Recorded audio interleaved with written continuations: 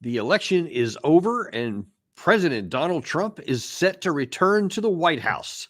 And along with that, there's going to be a lot of changes in American foreign policy and how the United States deals with the rest of the world. And we have on with us today Colonel Douglas Macgregor, who actually worked for a period of time in the first Trump administration, had some direct engagements with the former president, now future president.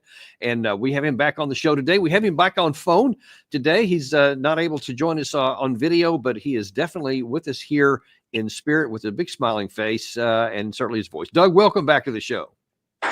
Okay. Can you hear me? Yep, I can hear you loud and clear. Excellent. Good. So yeah, listen. Just first of all, I just kind of want your views on the fact that Trump was elected, that he won his election, and apparently in quite convincing fashion. How did you see that unfolding? Well, I think everyone agrees that Donald Trump's victory means that we have dodged a bullet, since most of us were convinced that Kamala Harris was never in control of anything anyway. And the plane, or instead of ship of state, I would say the plane of state, was on autopilot, headed into the side of a mountain. So that much I think we can celebrate. As for how it all happened, I don't think we know yet. And there'll be lots of retrospective assessments, but it'll take a while for us to find out exactly what did or did not happen. But as you say, that it has happened, and so the big question is going to be is what impact is that going to have on the situation now, and especially in foreign policy. I want to look at two specific areas today to get your views on, because they both have a lot of potential ramifications for the United States, both good and bad, depending on how the administration plays them out. First of all, I want to look back. One of the things that Trump was so famous for was his so-called max pressure campaign on Iran during his first campaign, when he ended the JCPOA, the nuclear deal, kept pressure on Iran, etc. And some people say it was a great success. Others argue it was actually a disastrous failure. But it was also done in an environment where there wasn't a war raging on in the Middle East. Now that he's coming back in, some people say he's just going to reboot that to do something here. And in fact, we have there was an interview on CNN with Brian Hooks, who is potentially going to be the next Secretary of State. He's currently helping the transition for the Trump administration. Went on to talk about some of these issues, and I want to play a couple of clips for the viewers here, because what he says I think is important, and it gives some clues as to what maybe the Trump administration is going to do and maybe what they're not going to do. Here's the first one. If the United States, working with our Gulf partners in Israel, are not able to deter Iran and its proxies, you have war and violence and bloodshed in the Middle East. And if you take a policy of appeasement and accommodation with Iran and increase the daylight between America's partners, calling countries pariahs and lecturing them on how they're supposed to live, you lose deterrence. And if nobody believes that you have a credible threat of military force, then you're going to lose deterrence. And so I think President Trump, as he demonstrated during the 4 years of his first term, weakened Iran economically and militarily, and weakened its proxies, and he deepened his alliances with Israel and Gulf partners. And if you do that, it's a winning formula. So now, actually, before I can get you to comment on the specific views that he laid out there, I wonder what your thoughts are on Brian Hook. If he is indeed nominated to be the Secretary of State, is that good or bad for America? Well, first of all, I don't know that he's going to be the nominee. I have not heard his name in connection with that. If he's not the nominee, he will certainly be the Undersecretary of in the Department of State for something, or the deputy, one of the two. So he'll play a very strong role. I would regard Brian Hook as a more aggressive version of Tony Blinken. So in that sense, nothing is changing at the Department of State, except the new incoming crowd is likely to be far more belligerent about the use of force, specifically against Iran. Well, that's actually not very encouraging. But what do you make of what Brian Hook said there, specifically in relation to trying to say, well, Trump had a winning formula in his first administration, and so he's going to replay that here because there wasn't a war raging on, according to Israel, a 7-front war, and so that is the case now. Can he replay that maximum pressure campaign, and will it reap any positive benefits for America? Well, the discussion about deterrence and appeasement, this is old, worn out neocon nonsense. The neocons permanently live in the 1930s, and everyone that doesn't like them or support them is Hitler. So I would just dismiss all that nonsense immediately. It's just meaningless garbage. I think there is a danger that President Trump will come into office with a group of people, all of whom share the view that nothing has really changed substantially since they left. And that, of course, is fundamentally wrong. The Middle East in particular, but I would argue the entire world has changed dramatically. And the catalyst for the change has obviously been the war in Ukraine. And the war in Ukraine, which has been won by Russia and resulted in the destruction of all the Ukrainian forces that were NATO trained, equipped, and in many cases, NATO forces masquerading as Ukrainians, have all failed and be destroyed. So our position in the world, our credibility militarily right now is very much in question. And I think that is a very serious problem, but I don't think it's hopeless. But the answer is not to bully and threaten people that join BRICS, bully and threaten China with tariffs that we cannot possibly enforce and are largely meaningless now. Because China, like Russia, has grown dramatically and is really no longer vulnerable to our tariffs and threats. So I think the Middle East in particular is now solidly opposed to Israel. And the word in the Middle East is very straightforward. The age of the Balfour Declaration is over. There will be no more peace with the Israelis unless, of course, they accept in principle and in fact, as a precondition for any sort of relationship in the future, a Palestinian state. And so those things are facts. Iran is infinitely stronger and more capable, although pitted against us and Israel, it's certainly in a lot of trouble. But now Iran is tied very closely to Russia. China will back Russia in whatever Russia does. Everyone in the Middle East that may have disliked Iran in the past is now agreed that Iran deserves support. And Turkey is on the edge of intervention in this war because of what's happening in Syria and Lebanon. So I would say his general description and the notion that this old formula has any validity or capability is absurd. One interesting thing regarding what you just said there about a Palestinian state, the CNN reporter who was interviewing Hooks tried several times to get him to ask him what is going to be the Trump administration. Instead of answering that question, he talked about how successful the IDF was. He isolated Iran and he weakened Iran economically. And you talked about a regional balance of power shifting. Israel has had enormous success against Hamas and Hezbollah, which are two terrorist proxies of Iran, Muslim Brotherhood offshoots, and part of this sort of extremist ideology that President Trump worked with leaders in Saudi Arabia and UAE and Egypt to combat. I have no reason to think that he won't do that again. It's interesting in there that he's like ignoring the elephant in the room, which is the kind of the core cause of all of these things that have exploded since 10/7 of last year. But then he makes this really odd claim, I think, that the IDF has had enormous success against Hezbollah and Hamas. Now, without question, they have just devastated the leadership of Hezbollah and have killed tens of thousands of people in the Gaza Strip. But even according to Israelis, several generals have said that maybe half of Hamas has been knocked out. And now we're in the 14th month of war, or pretty close to it.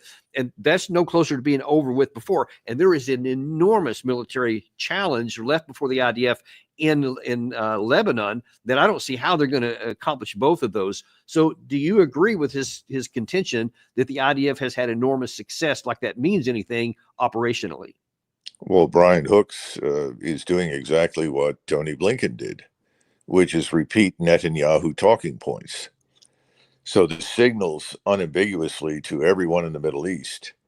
In fact, I suspect throughout most of the world, but certainly in the Middle East, in the region where Israel exists, that nothing is going to change. If anything, things could get worse. And of course, this is the question on everybody's mind in Iran. Are things going to get worse, or are they going to stay the same? I think they can bank, based on his comments, on things getting a lot worse. Now, as far as his assertions, they're no more valid than the assertions made by Netanyahu or Blinken or anybody else. The truth is very different. And there's no point in debating it with these people, because they're ideologues. They're committed Israeli, what's the right word? De facto supporters, citizens, advocates, whatever. So he's very much an Israel firster, and he's going to continue to repeat whatever Netanyahu says. So I wouldn't even debate it. I mean, it doesn't hold up to closer scrutiny, as you're pointing out, but it doesn't matter.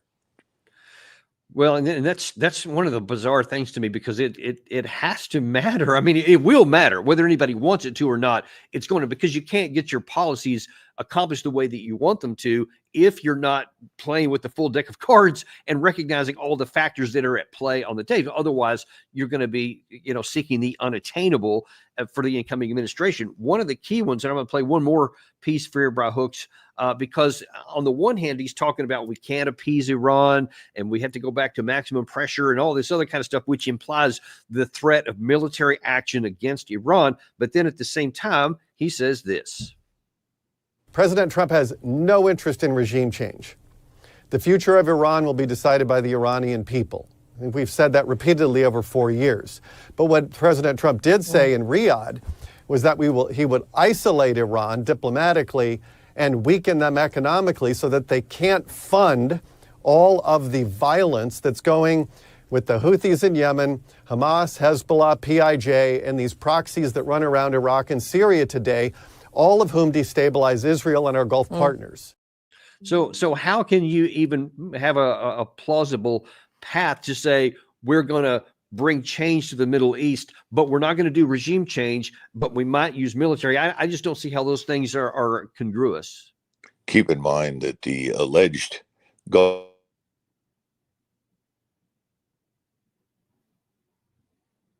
Sorry, we seem to have lost you, Doug. Can you still there? We seem to have lost Doug there for a second. I think we'll try to get a reconnection there. Well, in the meantime, we'll keep on discussing. I'm sure he's going to get a reconnection here in just a second. One of the big questions that we're going to have to answer and find out, and I think right now it's unknown, is to what extent will Donald Trump be willing to push back on Benjamin Netanyahu? And as we've seen here many times, Biden was not willing to push back on Netanyahu at all. In fact, they had a very distant relationship, if they had anything good at all. Apparently, behind the scenes, they would curse each other. But in terms of action, Netanyahu was definitely the senior partner, and Biden was the bystander, because every time that Biden said that we want this, we want to do this, Israel did something different. And Netanyahu was unambiguous and unafraid, even in public, to repudiate. He had several times, he expressly said, we'll tell our friends no, and we'll tell them yes if we can, but we don't have any problem telling them no. But by the way, keep giving me all of your plane loads of missiles and bombs and everything like that. So it's unclear whether Trump is going to be willing to do anything different with that. I know Doug has mentioned a couple of times before that just the reality of American politics is that there's lots of Israeli-backed money in the politics, and they've got to keep a lot of these folks happy, their backers. And so there's, he certainly has had a lot of pro-Israeli positions, which has been a very longstanding American policy to be pro-Israel, of course. And for a lot of that, there's actually some good reason to be so. but not exclusively, and not when other aspects that have American national security interest, i.e., the entire region and getting along with everybody, is also at stake. And when you see, so many Palestinian people being killed, and all appearances that some of the Israeli positions may be to literally depopulate the Gaza Strip, and they're on a path that seems to be doing that. They definitely destroy the capacity for the Palestinian people to have any kind of life at all. 100% of the Gaza Strip is now dependent on foreign aid. They don't have any capacity at all to self-sustain, and that's going to continue on. God only knows how long, well into the future. It is not in American interest for that to continue on, because that violates many American values and principles. It certainly harms our interest in the region that we're seeing supporting that. But will Trump push back against Netanyahu if it comes to American interest there? And that's certainly one of the things I'm going to be looking at to see, we'll do that. So I think we might, Doug, do we have you back there? Yeah, something went wrong, and I'm back. I don't know. Okay, well, great. Oh, well, perfect timing there. So let me get your view. Will Trump have any better of a record at pushing back on Netanyahu than Biden did? Well, let's step back for a minute and consider President Trump's larger strategic approach, which I think is now emerging in the team that he's putting together. He said that he wants to end the war in Ukraine. And I think he's communicated that to Putin. He's also said that if Putin refuses to end the war assuming on whatever terms are offered, then he'll double down and support Ukraine, which I think is an unhealthy and ill-considered comment at this point. But, I think this is part of the neocon approach, which is to put your right hand out to shake hands and hold the axe in your left hand ready to chop. I don't know how that'll go, but I think what his hope is that he can meet with Putin, and that in doing so, he's going to make an offer. I don't know if he'll say, well, we'll delay NATO membership for 20 years, and in the interim, Ukraine, or what's left of it, can be neutral. Is he going to quibble over territorial issues? Is he going to offer to lift sanctions? We don't know. And in the meantime, I think he's going to try and do all of those things in some form, maybe more, in the hope that he can persuade President Putin to do two things. Obviously, to abandon Iran and the Middle East to us and Israel. And then secondly, ultimately try to drive some sort of wedge between Russia and China. Now, let's take the last point. The wedge between Russia and China is an impossibility. Russia and China have a mutually beneficial relationship on every level, and neither is going to walk away from the other. So that's a dead end. There's no hope for that at all. And even to pursue it is absurd. This is like tariffs against China. China now does more business with the rest of the world than it does with us in Europe. And as a result, they could care less what we do. If we don't want to do business with them anymore, they've got 1.8 trillion on an annual basis with the rest of the world as it is, and they can make do without us, just as Russia has learned they can do without us. Now, on the second point, abandoning Iran, I think that Iran is a very important state in the larger calculus of this BRICS organization because of its oil and natural gas wealth. It's not the only thing that Iran offers, but it's substantial. It represents a nation of over 100 million people. It is enormous in size, almost the size of Western Europe. And it is wedged in between the Persian Gulf and the Indian Ocean, and of course, Turkey and the Caucasus. This is very close to Russia. This is very important to Russia. Russia wants to build this relationship. So whatever we think we can offer, I see absolutely no chance whatsoever that President Putin is going to abandon Iran or anything else and say, okay, in return for that, if you just let us alone and we're allowed to sit here and we do this deal on Ukraine, then we won't interfere with anything else. I think that's foolish nonsense and has no chance of success. But my impression is that is the strategic approach that is developing. And so what about if he's not going to have any success with Putin? And we're going to talk about that more in detail in a few minutes. But what about Netanyahu? If Trump gets to a position where he thinks, okay, this is not in America's interest, and Netanyahu says this is in our interest, and he goes in this direction, Netanyahu has shown that he would completely ignore Biden throughout his entire, ever since this war started, that he had no hesitation to go against the American president then. Will that continue under Trump? I suspect it will. I don't think that President Trump is going to discover the gulf that exists between Israeli interests and American interests. I think he's going to insist on seeing them as one and the same, which, of course, is Mr. Netanyahu's desire and the desire of the lobby and the enormously powerful forces that have helped to elect Trump and poured so much money into his campaign.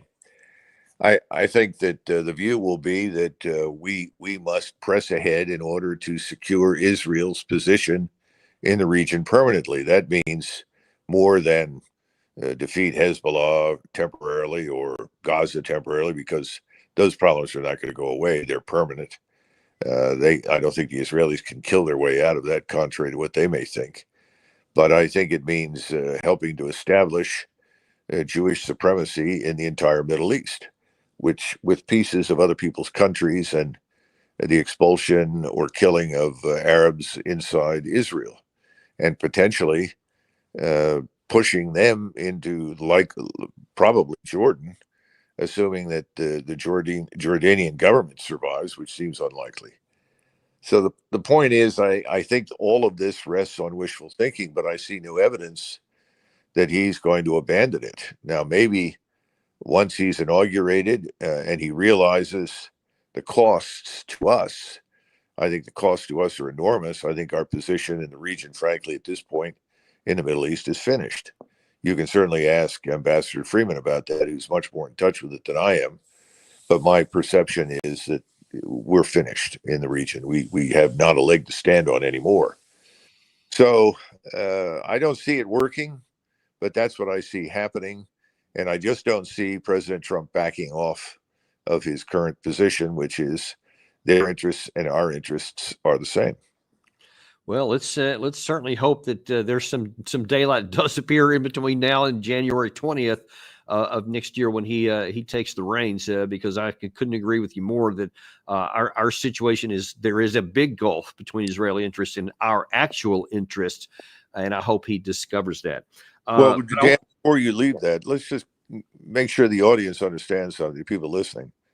When you go to Washington and you begin talking to these people, whether it's Brian Hook or Tony Blinken or any number of these characters, they really feel nothing but contempt for much of the world. They see us as the superpower that can march with immunity and invulnerability all over the place. They continue to view, particularly in the Middle East, these countries as weak, countries that can't put up any resistance to us, countries that can be bullied into submission and eventually compelled to bend the knee and accept Israeli dominance of the Middle East. I don't agree with that. I think they're delusional, but I think they really feel that way. So when you bring up and say, well, you know, so-and-so in Iraq says this, who cares? Their view is, who cares what these people think? They're going to have to do what we make them do anyway. I don't see it that way. I think the world has changed dramatically. This is not 1910. This is not 1945. This is not 1965. It's not 1990 either. Yeah, everything has changed. Very much so. One other thing that might have changed a little bit, one other area I guess that Trump might have more possibility of success, and we'll certainly want to see what you say about this, is in the Russia-Ukraine war. He has been outspoken from the beginning of this campaign that if he were in office, that he would end it in a day, et cetera. Now, we always know that that's been hyperbole, but that does properly, I think, focus on what his intentions are. I want to play a clip here just to kind of remind people where sort of get a running start into this. In September, when Zelensky actually came to visit then candidate Trump, he wanted to get an endorsement for continuing the war when he came in, but Trump didn't quite give him what he was looking for. So we have a very good relationship, and I also have a very good relationship, as you know, with President Putin. And I think if we win, I think we're going to get it resolved very quickly. I really think we're going to get it resolved. I hope we have more good relations. We're going to have. Oh, I see. Yeah, Do you think but you know, it takes two to tango. You know, and. So let me just ask your opinion. I mean, that clip is one of them, and you talk about disdain for people like some of the U.S. in the Middle East. How much respect do you think that Trump actually has for Zelensky? Oh, I don't know. I have no idea. I think President Trump simply looks at this as a setting where he can, because of his unique attributes and talents, march in and quote unquote cut a deal. The danger of that assumption is that he comes out as having heroically solved the problem, cut the Gordian knot, and brought peace to Eastern Europe. Not sure it's going to work that way.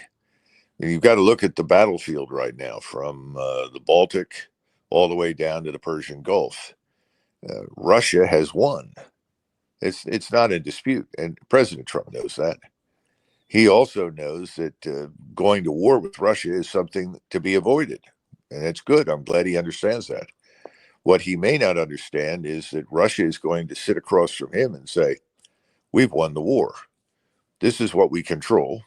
We're going to keep it.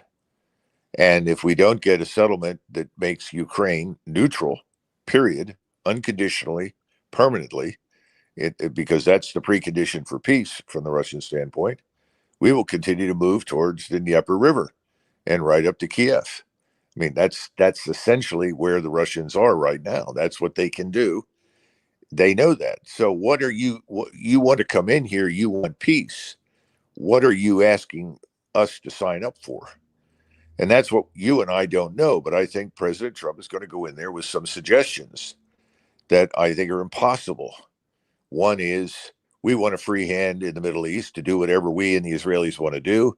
Please get out of Iran. Wrong. That's not going to happen. Will not happen. Secondly, we want Ukraine to be neutral, but they ought to be able to do the following 10 things, and perhaps neutrality only for 20 years. Wrong. Absolutely out of the question. And then the next question that Putin is going to ask: when are you going to stop aiding the Ukrainians? When are you going to withdraw all of your forces inside Ukraine? That means all these Americans in Ukrainian uniform, Americans and whatever guys, CIA, Army, Air Force, whatever is there. When are you going to get them out? And those are the questions that are going to come back from Putin. And if Trump says, well, if you'll sign up for this and this, then we'll do that, I don't think it'll work. I just don't think we have anything to offer. Again, well, we'll lift sanctions. And the Russians aren't completely stupid. They know that sanctions have been imposed on them for years, and they found a way around them. So their attitude may be, well, fine. It doesn't make any difference to us whether you impose sanctions or not. We're not going to back down from what we have said we will demand. I think it's a hugely difficult situation. Now, do the Russians want to get along with us? Absolutely. Would Putin like to do business with the United States? Absolutely, without question. And yeah, as a matter of fact, he knows that we have prevented the Europeans from doing business with him. Dan, that's about to change dramatically. The Europeans are about to walk out on that. Yeah, and some of that's already started after Trump was elected. Viktor Orban was just beside himself, saying, "I think that we're moving in a whole new direction." To your point, there, he made that comment. A couple of interesting things that Putin said yesterday at the Valdai conference, which are very much related to what you just said here. First of all, that really, unlike the Biden administration, he's actually willing to talk to Trump. Right. What he said about his desire to rebuild relations with Russia, to facilitate an end to the Ukrainian crisis. I think this deserves attention at the very least. And I would like to take this opportunity to offer my congratulations on his election as President of the United States. You know what that first clip there, Doug, just really highlights to me is it's kind of a source of embarrassment. Is that Putin comes across, instead of this modern day Hitler that everybody tries to caricature him, he sounds very reasonable. He sounds like I'm willing to talk, and actually gave congratulations on Trump's winning. And I don't recall Biden giving congratulations when Putin won his election earlier this year. And it just makes us look kind of small. Well, of course, if you go back and look carefully at the behavior of Sergei Lavrov, the foreign minister, and President Putin, they have been gentlemen throughout. They haven't refused to shake anybody's hands. They haven't publicly excoriated us or our leadership and poured buckets of filth and abuse all over them. These are European politicians in the traditional sense of the word, contrary to what the neocons claim and the poisonous nonsense that they promote. So, look, I think he said the right thing, and he's going to do that. We're going to listen. We'll talk.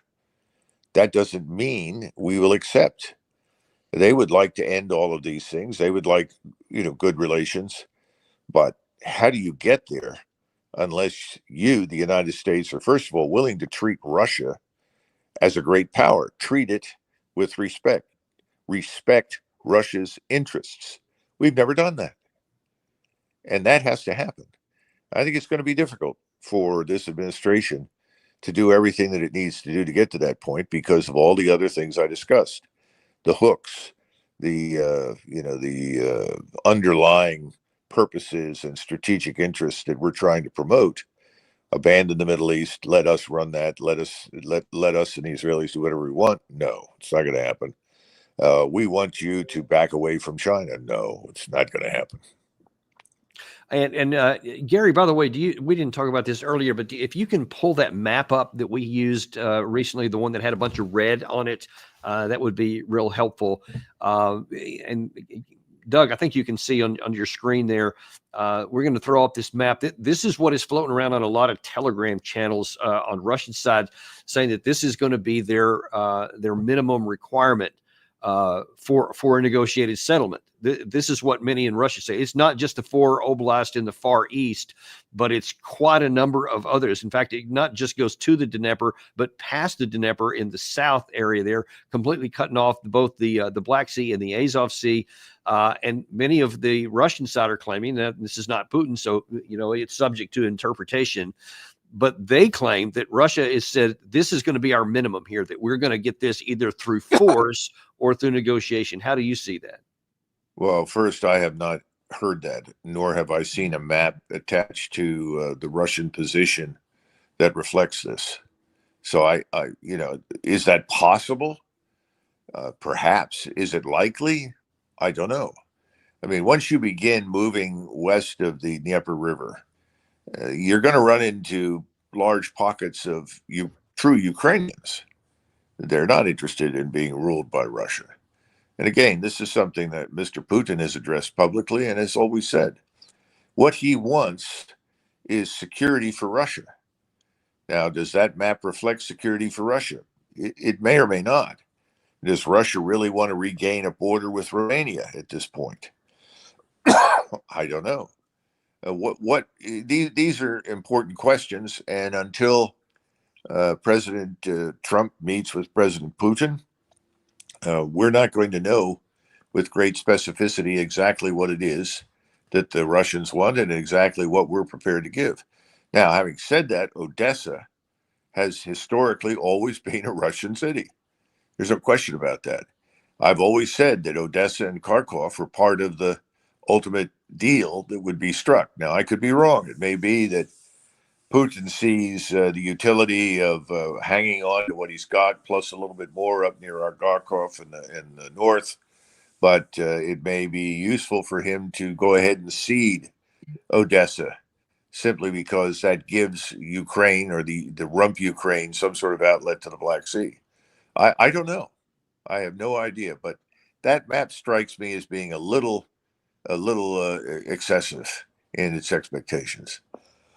But I guess it kind of highlights that whatever the Russian view is probably less than the U.S. vision. And if we go in and say we just want to freeze it on the current line of contact, I think to your point there that we might not have success no matter what Trump wants.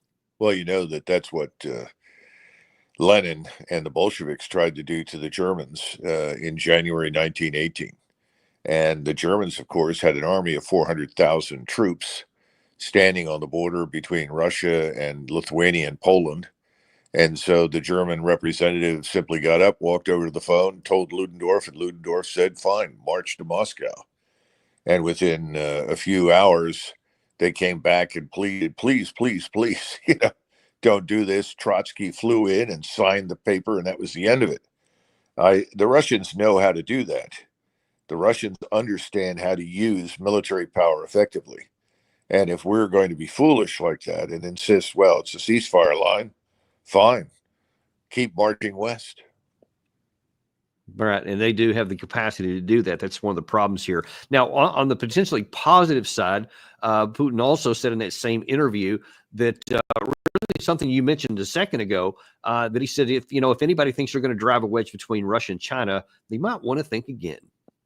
China and Russia are cooperating and being friends, not against anyone. Our relationship with China is not aimed at any third party, the US included. Our relation with the People's Republic of China seek to develop and create a favorable environment for ensuring the security of both our nations and peoples. And the same applies to our relations with the United States of America. It would be very difficult for me to even imagine a situation when the president-elect makes such an offer as you mentioned. I think he understands that it is completely divorced from the realities in which we're living. Russia is not going to ally with anyone against anyone. Now, one of the problems that I see, Doug, and want your view on this, is that if Trump goes into a meeting with Putin and comes up with any kind of a deal that is not, preferred by the Ukraine side, that he's going to be immediately tagged as off. You're just a pro Putin. You're an acolyte. You actually have. I saw. We actually had a clip on this a couple of days ago. Woodward, former Washington Post writer Bob Woodward, said that he thinks that maybe Putin has a spell cast over Trump, and that he's basically just like a useful tool. So how can Trump actually negotiate something that actually makes sense on the ground and would be beneficial for the United States, but avoid that obvious certain backlash that would come from the elite in the West? Woodward is somebody I don't take seriously. He's an opportunist. He's a leftist. He is aligned completely with the neocon elements in Washington, D.C. Why listen to him? I don't know. So I wouldn't pay any attention to him. The question is, President Trump has to be given a realistic picture, and he has to go into any discussion with President Putin armed with facts and information. In other words, he's got to sit down and they have to study carefully what the interests are. What are Russia's interests in Ukraine specifically, in Europe, and in adjacent, the Caucasus, the Middle East, Iran. Those things have to be viewed together. You cannot view what happens in Ukraine as completely separate and distinct from what's happening today in the Middle East, because the same forces that propelled the war against Russia in Ukraine are operating today in Israel, propelling us into the war in the Middle East on their behalf. I don't know if he understands that. Perhaps he does. This is the problem we can't really understand in this discussion today because we don't know yet. But listening to Brian Hook suggests that there is no rational worldview. There are irrational expectations, unrealizable goals in his mind. And the United States has to be dragged kicking and screaming in those directions. This has been the neocon problem from day one. We can go all the way back into the 1990s and look at the larger plan. And the larger plan the neocons had was, if we dominate the Middle East and we get control of the oil and natural gas, then we have China on its knees, and we can dominate China. This is before they discovered there was such a thing as Russia again. They thought that was utterly ruined, destroyed. Well, these goals and aspirations haven't changed. This mentality is still there. I don't think they see the world as it truly is. So we don't know what President Trump will say or do when he gets there. And the other thing is, he shouldn't meet. Frankly, if I were advising him, I would not meet with President Putin until I thoroughly understood all these things. And I sent an advance team over there to talk privately, offline, at the level just below the president, with people that President Putin trusts, and try to discover, what are their expectations and what do they want. When presidents meet, we used to have this expression, it's another Gorbachev summit. In other words, by the time Reagan and Gorbachev met, whatever the differences were, they were resolved and something good came out of the meeting. I don't see that right now happening. So if you rush off to Ukraine with a promise that you're going to end everything, and then you go in with false expectations and unreasonable demands, you don't end anything. In fact, you guarantee its extension and continuation, or that it will end in spite of you. Yeah. With the Europeans, which is what I've always thought would eventually happen. Right. And there's other issues going on as well. Something else that really needs to be resolved. And I think Zelensky may be using this as a bit of a leverage maybe against the United States or the West to try to get Trump to come over to his side there. Here is a comment a few days ago by Zelensky confirming, so he said, that North Koreans were fighting against his troops in Ukraine. North Korean soldiers are already on the territory of Russia, already preparing for fight, already 3,000 of soldiers with officers and with generals. Some additional thousands will come, they are on the way, and we think that the information from our intelligence, yes, that they will come about 12,000 will be on the ground. That I think that the voice of the United States, the voice of NATO, the voice of Western partners, the voice of Global South and China is not so loud as it has to be now about North Korean contingent on the territory of Russia. I think it's very dangerous. It opens the new page in this war. And if it was just Zelensky, you can say, all right, well, he's exaggerating things and maybe even making things up because he wants it to sound bad. But then we had General Pat Ryder seem to confirm it. We believe that the DPRK has sent approximately 10,000 soldiers in total to train in eastern Russia, and that these troops will probably augment Russian forces near Ukraine over the next several weeks. A portion of those soldiers have already moved closer to Ukraine towards Russia's Kursk Oblast near the border with Ukraine, approximately a couple thousand, with a smaller number already present in the Kursk region. So we've seen the relationship further deepening between the DPRK and Russia, which is of course concerning, to include the provision of munitions from North Korea to Russia to aid in their war effort. I think, as Secretary Austin highlighted, however, though, this is an indication of the dire situation that Russia finds itself in terms of manpower on the front lines. Okay, first of all, Doug, I mean, are you buying that shows Russian weakness on the front lines? Well, first of all, this is an enormous lie. And we're accustomed to listening to Mr. Zelensky lie. He's been lying repeatedly ever since the war began. Anything the man says is a lie, and anything he says or does is calculated to try and induce us and others in the North Atlantic Treaty Organization to join his war in Ukraine. There's no chance of that happening, frankly, but that's what he's about. It's deeply depressing that Ryder has joined this lie. This destroys the credibility of the Department of Defense. There are North Korean troops in eastern Siberia that go there periodically to train. That's not in dispute. That's true. That's part of an ongoing relationship that has existed for decades. So that's nothing new, but that has nothing to do with Ukraine. There are no North Korean troops in Ukraine, none fighting there. More recently on television, I think this was also connected to the Department of Defense. A Ukrainian officer came on claiming that there had been a firefight and that North Koreans had been killed. There's no evidence to support it. All of those kinds of actions can be viewed from above because there is inevitably video footage of these clashes and conflicts. We don't show them because they're catastrophic for the Ukrainians, but we have that material and no such battle has ever happened. So it is simply an enormous, bold-faced lie. It's tragic that these lies continue to be disseminated by the New York Times, the Washington Post, the mainstream media, cable, same thing in Western Europe. It's a shame because people are beginning to wake up. And then the question comes up is why do Americans increasingly not believe what they're told? Why should they? Because they're just being told lies. That's just all I can say about it. It's a lie. It's disgraceful.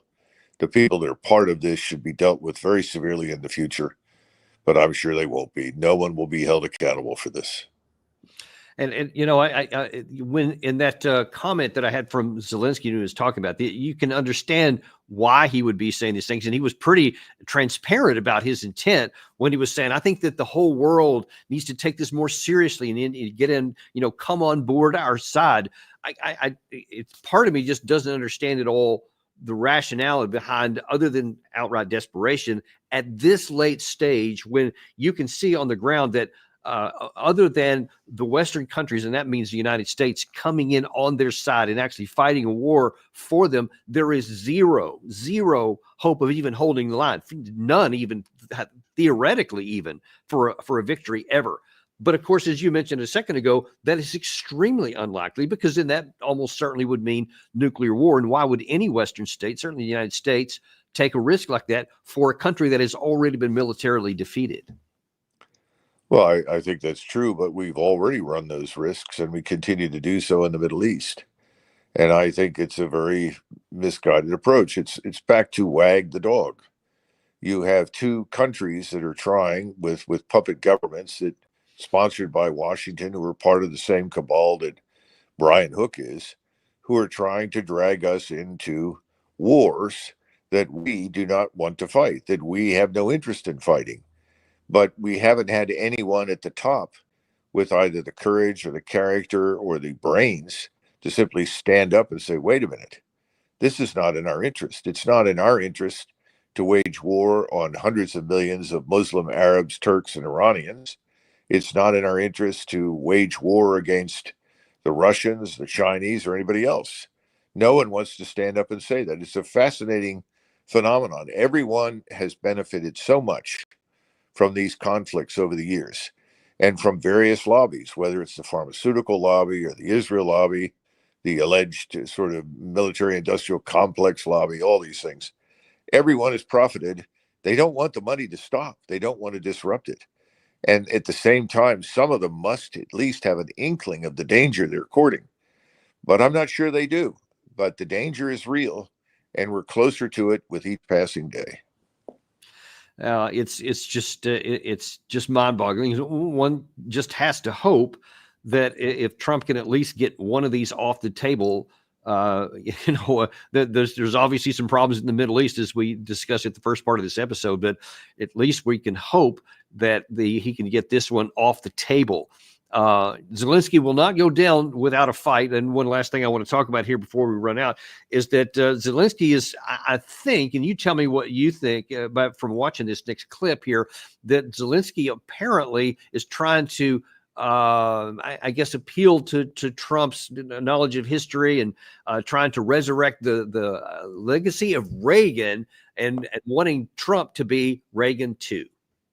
Взагалі для нас в Україні, в усій Європі надзвичайно важливо було увесь час чути слова тоді ще 45-го президента Сполучених Штатів про мир завдяки силі. Peace through strength. І коли це буде принципом політики 47-го президента Сполучених Штатів, Америка і увесь світ від цього точно виграють.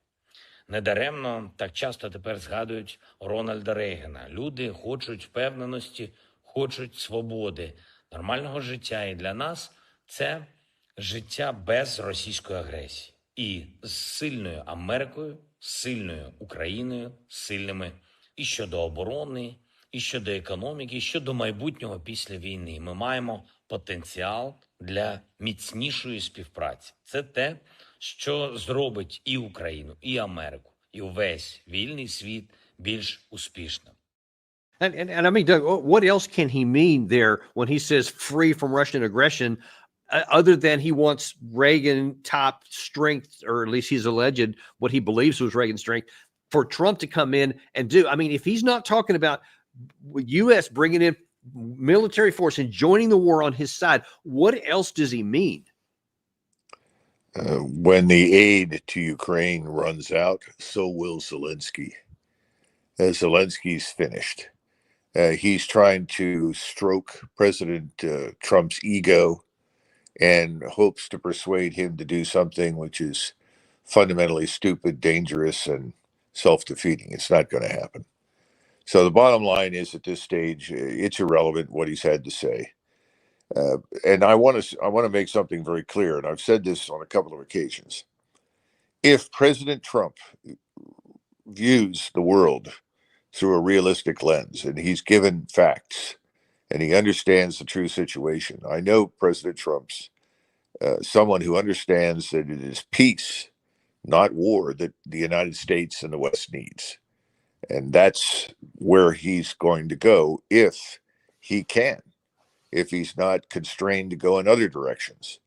And I mean that very sincerely. I think President Trump may also understand that wars have always destroyed presidencies. People go back to FDR and what a great guy he was and how wonderful things were. Wrong.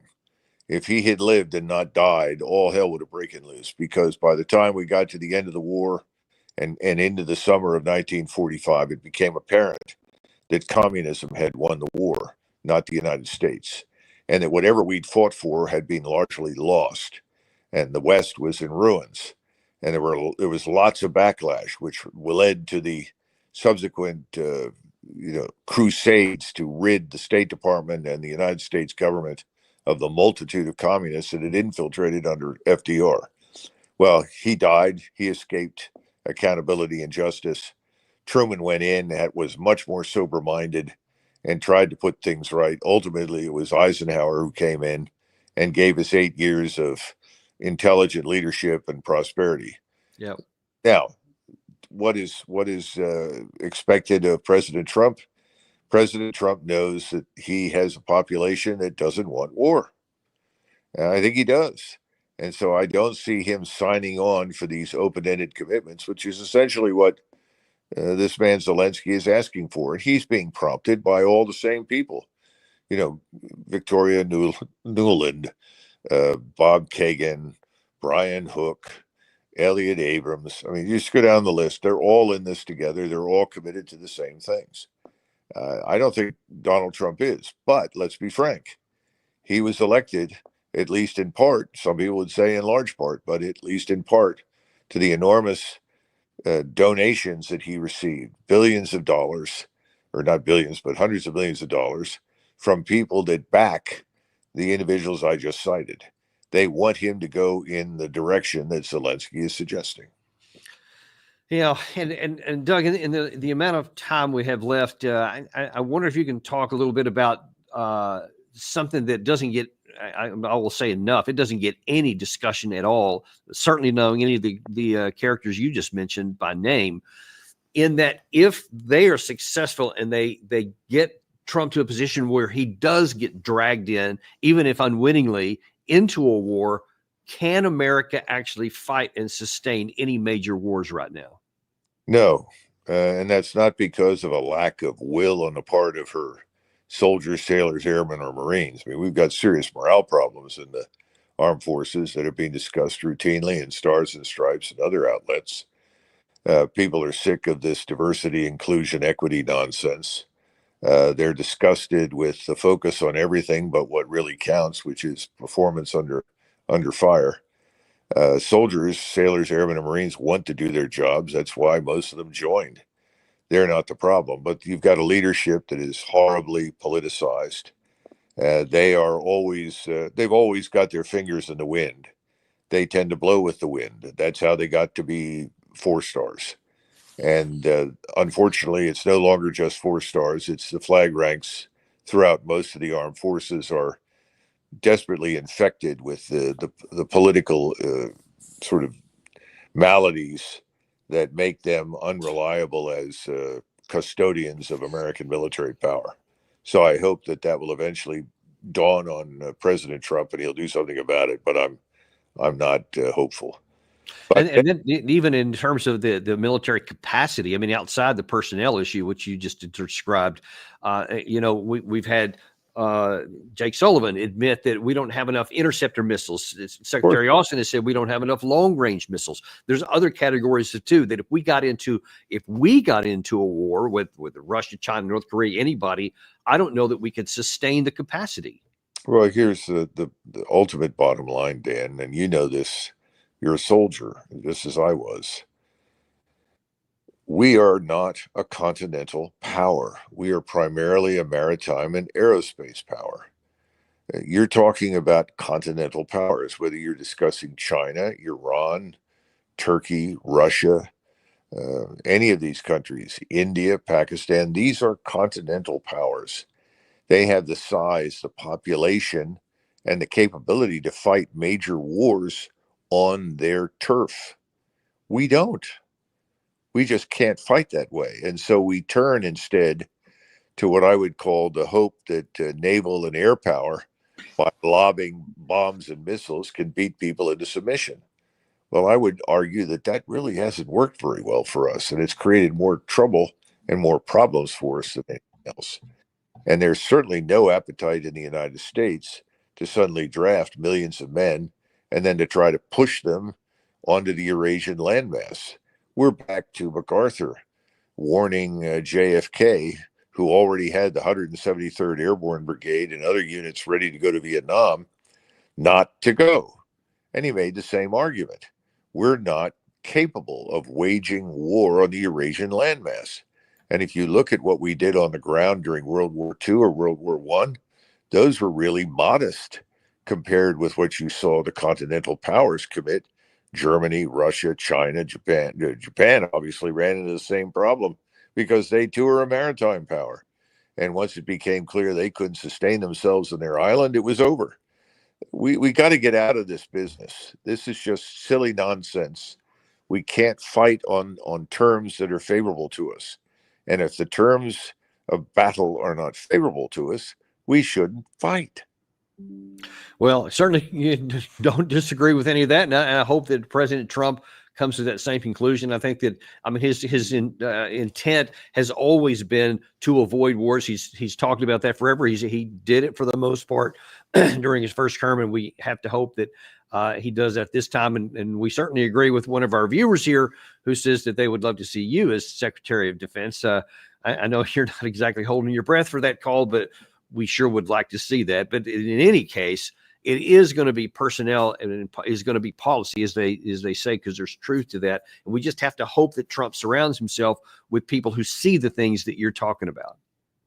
Well, we'll soon find out. It won't take very long, and I think we'll see the trip east to meet with the Russians happen relatively quickly. I'm sure that Trump will honor that pledge. The question is, what do we get from it? What we don't know is what happens now between where we are today and the inauguration in the Middle East. We have no idea.